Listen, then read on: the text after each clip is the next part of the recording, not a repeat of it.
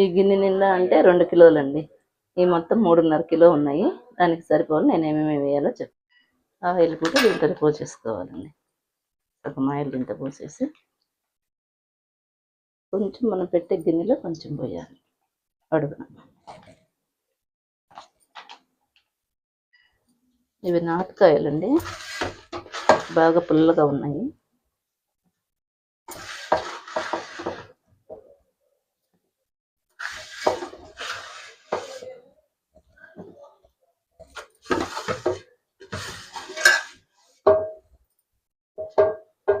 ఇంకా ఇలా పెట్టేసుకొని కొంచెం నొక్కినట్టు పెట్టుకోవాలండి.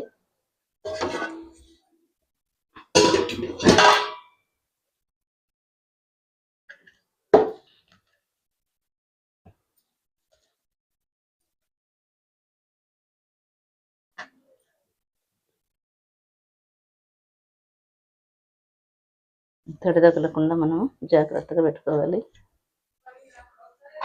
ఇప్పుడు ఇంకొంచెం ఆయిల్ పైన అలా కొంచెం పోసేసి, ఆయిల్ పైకి వచ్చేస్తుందండి రేపటికి.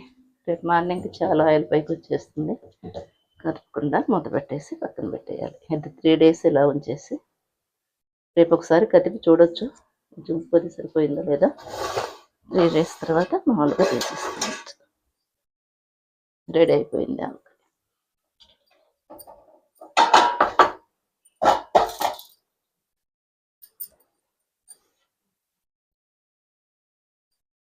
రెడీ అయిపోయింది, పెట్టేసాను.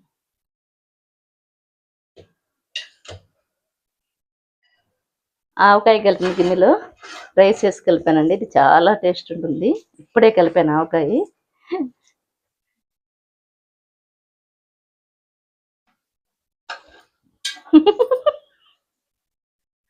హాయ్ అండి, నచ్చితే మా ఛానల్ లైక్ చేయండి. వేస్తున్నారు, కారం పోసేసాను. మెంతి పిండి కూడా ఇంచుమించు అంతేనండి. మనం 1 గ్లాస్ వేసుకుంటే 1.5 గ్లాస్ అవుతుంది. మనం వేసినప్పుడు గ్లాసే ఉంటున్నాయి మెంతులు, కానీ అవి ఆవాలు మనం మిక్స్ చేసేసరికి ఇంకో 1/2 గ్లాస్ ఎక్కువ వస్తుంది పొడి. ఇది కూడా దీంట్లో వేసేస్తాం. ఈ గిన్నె నిండా అంటే 2 కిలోలండి. ఈ మొత్తం 3.5 కిలో ఉన్నాయి. దానికి సరిపోను నేను ఏమేమి వేయాలో ఇవి నాటుకాయలండి, బాగా పుల్లగా ఉన్నాయి.